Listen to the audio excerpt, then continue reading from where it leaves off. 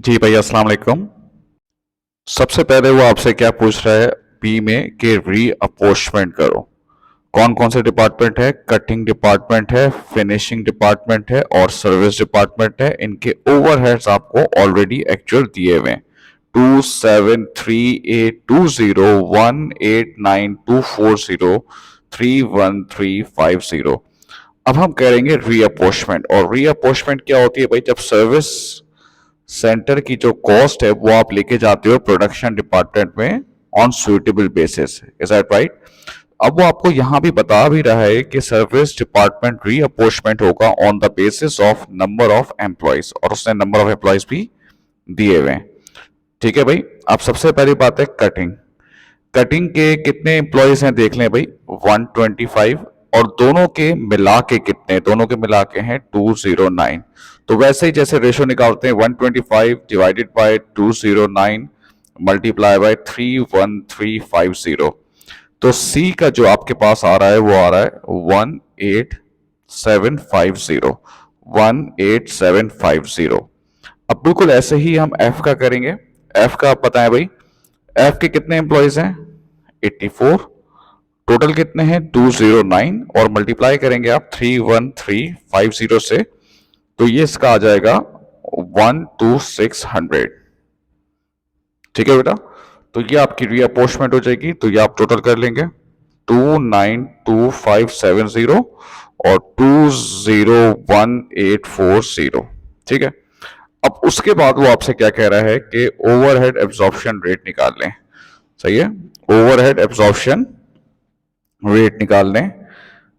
सबसे पहला cutting department है। कटिंग डिपार्टमेंट में 292570 आपके ओवरहेड्स हैं और हम उसको डिवाइड करते हैं एक्टिविटी लेवल से। तो हमें ये देखना पड़ता है इसमें कि मशीन आवर ज्यादा है, लेबर आवर ज्यादा है। In cutting department there is more machine hours, तो हम इसको डिवाइड करेंगे मशीन आवर्स से 17900 mh। तो इसका जो ओवरहेड रेट निकलेगा वो निकलेगा 16.34 mh मशीन आवर। इसको जरूर लिखिएगा ताकि बाद में आपको कंफ्यूजन ना हो। सेम ऐसे ही अब मैं दूसरे डिपार्टमेंट की बात करता हूं, फिनिशिंग डिपार्टमेंट। इसके ओवरहेड्स ये रहे 201840। अब देखना पड़ेगा कि इस डिपार्टमेंट में लेबर आवर ज्यादा हैं या मशीन आवर ज्यादा है। तो देखें, फिनिशिंग डिपार्टमेंट में लेबर आवर ज्यादा है। जो भी डिपार्टमेंट में जो एक्टिविटी ज्यादा होती है आप उससे डिवाइड कर देते हो।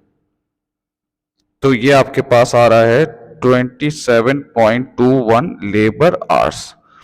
अब इसके बाद वो नेक्स्ट आपसे कह रहा है,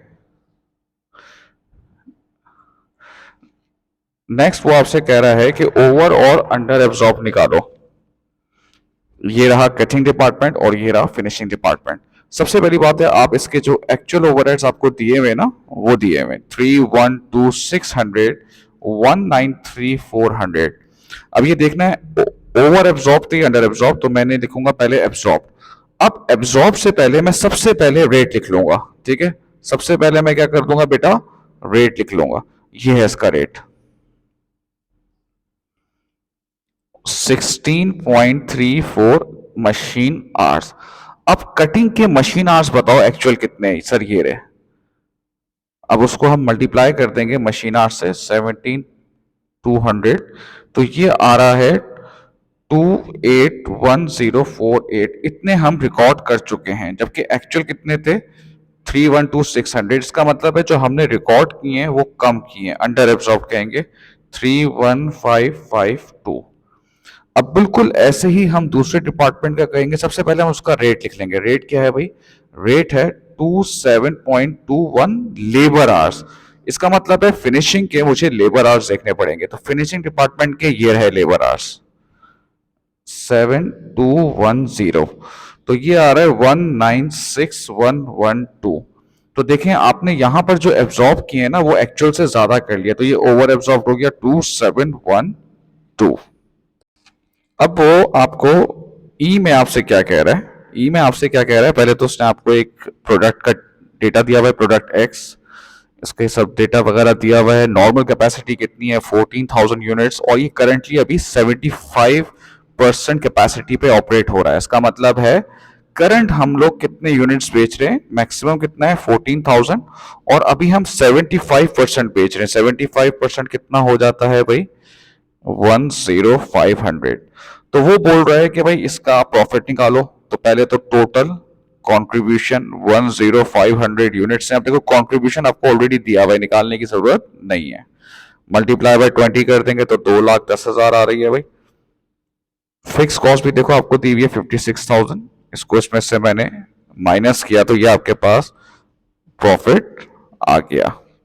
अब वो इसके बाद ये देखे ना, ये निकाल के आए थे, ये 10,500 यूनिट्स, नहीं नहीं करंट ये है 15,400 करंट है। एफ में आपको क्या कह रहा है, ये रहा, आपको ऑप्शन 1 दे रहा है एफ में। अब ये देखें, director are considering two options to increase the profit. Option A में वो कह रहा है सेलिंग प्राइस कम कर दो, एक एडवर्टाइजमेंट कैंपेन रन करो, और इसकी वजह से आपका जो 25% करंट लेवल में बढ़ जाएगा। अब वो कहेगा कि ऑप्शन ए का प्रॉफिट निकालो। पहले तो मैं यूनिट्स की तरफ आ जाता हूं। करंट यूनिट्स से उसने कहा 25% बढ़ जाएगा। अभी हम लोग पीछे निकाल के आए, करंट यूनिट्स हमारे थे 10,500 यूनिट। उसने कहा कि ये 25% से बढ़ जाएगा, 25 तो उसको हम कहेंगे 1.25, 25% से बढ़ जाएगा। तो ये आ रहा है आपके पास 13,125। अब जरा देखो, उसने कहा सेलिंग प्राइस कम हो जाएगी। देखो, एक तो आप इसको ऐसे भी कर सकते हो, कंट्रीब्यूशन कितना था 20, कंट्रीब्यूशन किससे निकलता है, selling price minus variable cost. अगर देखो सेलिंग प्राइस कम होगी तो कंट्रीब्यूशन भी क्या हो जाएगा, कम हो जाएगा। आपकी सेलिंग प्राइस कितनी थी आपकी, देखो, अच्छा आप देखो सेलिंग प्राइस भी इसमें नहीं दी हुई है, तो इधर देख लो भाई, ये रही सेलिंग प्राइस नहीं दी हुई, लेकिन डायरेक्ट मटेरियल, डायरेक्ट लेबर और कंट्रीब्यूशन दिया हुआ है 20, 18, 22, ये सब दिया। अब जब मैं नीचे से ऊपर जाऊंगा तो इनको जब प्लस करूंगा तो मेरे पास ये आ गया 60 सेलिंग प्राइस। अब वो कह रहे हैं 60 जो है ना, इससे आपका जो है वो कितने परसेंट कम कर दिया उसने, 5% कम कर दिए। तो 16 का 5% मैं निकालूंगा ना, तो 60 का 5% आ रहा है आपके पास 3। तो जब सेलिंग प्राइस कम होगी तो कंट्रीब्यूशन भी क्या हो जाएगा, कम हो जाएगा। तो ये आपका रिवाइज कंट्रीब्यूशन आ जाएगा। बात समझ में आई, ये आपका क्या आ गया बेटा, रिवाइज कंट्रीब्यूशन। अच्छा, वेरिएबल कॉस्ट बढ़ेगी तो कंट्रीब्यूशन कम होगा, सेलिंग प्राइस कम होगी तो भी कंट्रीब्यूशन कम होगा। अच्छा, अगर आप उसको रेगुलर वे में देखना चाहते हैं तो वैसे भी कर लें, नॉर्मल, जैसे सेलिंग प्राइस कितनी थी 60, उसने कहा सेलिंग प्राइस कितने से कम हो रही है, 5% से। इसका मतलब है नई सेलिंग प्राइस हो गई 95%। तो 95% कितनी आ रही है, 57। कह रहा है डायरेक्ट मटेरियल और direct labour remain the same, direct material 22, direct labour 18। तो ये आपके पास देखो कंट्रीब्यूशन आ रहा है 17 सेम। तो टोटल कंट्रीब्यूशन की बात करते हैं, यूनिट्स कितने, ये रहे यूनिट्स 13125 मल्टीप्लाई बाय कंट्रीब्यूशन है 17, 223125। फिक्स कॉस्ट आपको ऑलरेडी ये दी हुई है 56,000, और एक और एडवर्टाइजमेंट की आपको फिक्स कॉस्ट दी हुई है जो कि कितनी है 1100 पर वन, तो 166025। ये ऑप्शन, इस ऑप्शन ए से आपका प्रॉफिट आ गया जी। अब हम नेक्स्ट ऑप्शन की तरफ, देखो मैं आपको बता रहा हूँ करंट कहाँ है हमारी, ये हमारी देखो करंट है ना 166025, और देखो ये कितना दे रहा है 16। तो आप ये देखो ऑप्शन बी की तरफ, ऑप्शन बी में देखो वो आपसे क्या कह रहा है। पहले तो वो कह रहे हैं साहब कि आप इस डिसकंटिन्यू करें प्रोडक्ट को, ठीक है, एक डिफरेंट प्रोडक्ट बना रहे हैं जिसकी सेलिंग प्राइस कितनी है 58। इसकी वजह से आपकी जो कैपेसिटी है जो वो 110% हो जाएगी, और ये नॉर्मल कैपेसिटी है, ठीक है। डायरेक्ट मटेरियल की कॉस्ट बढ़ जाएगी 10% से, डायरेक्ट लेबर की कॉस्ट अनचेंज्ड है, लेकिन जितनी आप ओवर कैपेसिटी पे जा रहे हो, जितना एक्स्ट्रा यूनिट बना रहे होंगे उसके आप 50% ओवर टाइम करेंगे, ठीक है भाई।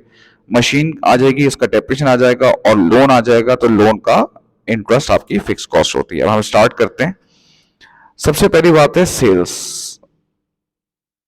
भाई हमारी नॉर्मल कैपेसिटी कितनी थी 14,000। वो क्या कह रहा है, वो कह रहा है आप 10% और, यानी कि 1.10, 15,400 यूनिट्स अब आप बेच सकते हैं, 15,400 यूनिट्स। सेलिंग प्राइस आपको ये दी हुई है 58, ये आ जाएगा 893,200। डायरेक्ट मटेरियल कॉस्ट कितने से बढ़ रही है? 10% से। तो पुरानी कितनी है? 22, इसको 1.10 कर देंगे तो ये आ रहा है 24.2। तो 15,400 इंटू 24.2, 372,680। अब डायरेक्ट लेबर की बात देखो, उसने कहा जितनी आप एक्स्ट्रा कैपेसिटी पे जाओगे ना, सही है, जो उसकी ओवर टाइम की कैपेसिटी है उसका 50% ज्यादा पे करोगे। देखो अभी हमारी नॉर्मल कैपेसिटी कितने से बढ़ गई? ये इतनी हो गई 15,400। और आपकी नॉर्मल कैपेसिटी कितनी थी? नॉर्मल प्रोडक्शन कितनी थी आपकी? 14,000। इसका मतलब क्या है? 1400 यूनिट बनाने के लिए ओवर टाइम काम करना पड़ेगा। क्या ये बात समझ में आ गई? देखो फिर कह रहा हूं, direct labour cost will remain unchanged, however workers will be paid an overtime premium of 50% for all the work over normal capacity. Normal capacity, normal capacity, बात समझ में आई? ये है इससे जो आपका होगा, ठीक है ना। अब आप देखें भाई, पहले तो नॉर्मली 14,000, 15,400 में 1,400 यूनिट्स एक्स ओवर टाइम के, तो 14,000 यूनिट्स इसका मतलब है नॉर्मल कैपेसिटी के हैं। तो उसको हम नॉर्मल रेट कर देंगे, मल्टीप्लाई बाय 18, 252,000। दूसरा जो ओवर टाइम है बेटा, जो ओवर टाइम है वो कितने यूनिट्स रख रहा है? 1400। 18 रेट है, वो कह रहा है 50% ज्यादा देंगे, तो 1.50 कर दिया ओवर टाइम, 37800। तो ये आ रहा है आपके पास कंट्रीब्यूशन 230720। अब आपके पास नॉर्मल फिक्स कॉस्ट दी हुई है, वो कितनी दी हुई थी देखें ऊपर? 56,000 ये दी हुई। अब आपके पास जो और फिक्स कॉस्ट आई है इस ऑप्शन की वजह से, एक तो डेप्रिसिएशन आ गया, मशीन में चेंज आई है 54,000 की, और आपको पता है कि डेप्रिसिएशन एक फिक्स कॉस्ट होती है, इंटू 25% करेंगे हम, तो ये 13,500 पूरे साल का डेप्रिसिएशन आया है। और यहां पर हम मंथली निकाल रहे हैं, तो हम डिवाइड बाय क्या करेंगे भाई? 12 कर देंगे, तो 1125। दूसरा देखो, आपने लोन लिया है, लोन पे इंटरेस्ट है, फाइनेंस कॉस्ट है, और फाइनेंस कॉस्ट आपकी फिक्स कॉस्ट होती है, आप कमाएं या ना कमाएं, आप प्रोडक्शन करें या ना करें, आपको बैंक को लोन पे करना है। तो 30,000 का कितने परसेंट है? 6%। ये पूरे साल का आपका इंटरेस्ट आ गया। क्योंकि हम एक महीने का बना रहे हैं, एक महीने का प्रॉफिट बना रहे हैं, तो हमें एक महीने का एक्सपेंस चाहिए, तो डिवाइड बाय 12 कर दूंगा, तो एक महीने का आ जाएगा 150। तो ये 173445, ये इसका आ गया है प्रॉफिट।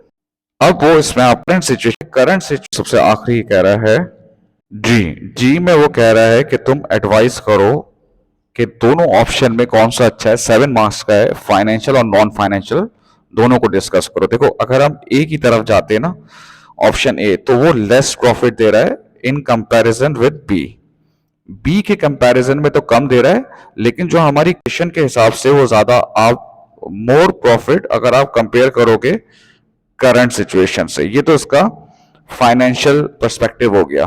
फिर वो उन्होंने कहा कि ऑप्शन ए में वो कह रहा है सेल बढ़ जाएगी जब हम मार्केटिंग करेंगे ना। तो अब ये डिपेंड करता है कि आपकी मार्केटिंग कितनी इफेक्टिव है, चाहिए ना, क्योंकि अगर मार्केटिंग इफेक्टिव नहीं हुई तो फिर आपकी सेल्स पे भी कोई फर्क नहीं पड़ेगा। Now this is non financial factor, कि मार्केटिंग का प्रमोशन कौन बना रहा है, एड्स कौन बना रहा है, कितना अपीलिंग है, वगैरह वगैरह। अब हम ऑप्शन बी की तरफ जाते हैं। अब ऑप्शन बी की तरफ जाते हैं, तो ऑप्शन बी आपको मोर प्रॉफिट कमा के दे रहा है। बात समझ में आई? मोर प्रॉफिट वो कमा के दे रहा है ए से भी और करंट सिचुएशन से भी। ये दोनों अलग अलग पॉइंट है, ए से भी ज्यादा कमा रहा है और करंट सिचुएशन से भी, जो करंट आपका है उससे भी ज्यादा है। तो ये दो अलग पॉइंट है, बात समझ में आई? अब इसका नॉन फाइनेंशियल कहते हैं कि इसमें एम्प्लॉय ओवर टाइम करने आपको करना पड़ेगा। तो क्या आपके एम्प्लॉय ओवर टाइम करने में विलिंग है? क्योंकि अगर आप वो विलिंग ही नहीं है तो फिर आप ऑर्डर फुलफिल नहीं कर सकते। ये इसका नॉन फाइनेंशियल फैक्टर होगा। अब मैं डिसीजन दूंगा भाई, मैं अपने हिसाब से डिसीजन दे रहा हूं कि they should choose option B. क्यों ऑप्शन बी? क्योंकि हम प्रॉफिट ज्यादा कमा रहे हैं, वो ऑलरेडी कवर हो गया, वो रिपीटेशन में आ जाएगा, लेकिन चले लिख दें कि वो प्रॉफिट ज्यादा कमा रहे हैं। इसमें ये होता है कि ऑप्शन बी में वर्कर्स जो है वो, उनको ज्यादा, they can earn more, worker ज्यादा अर्न कर सकते हैं, उनका मोटिवेशन लेवल हाई हो जाएगा। तो और कैपेसिटी भी ज़्यादा है, किसी को रिडंडेंट करने की ज़रूरत नहीं पड़ेगी, शायद ऑप्शन दूसरे में शायद रिडंडेंट करते हैं, तो इसीलिए मैं ऑप्शन बी की तरफ जा रहा हूँ। Thank you.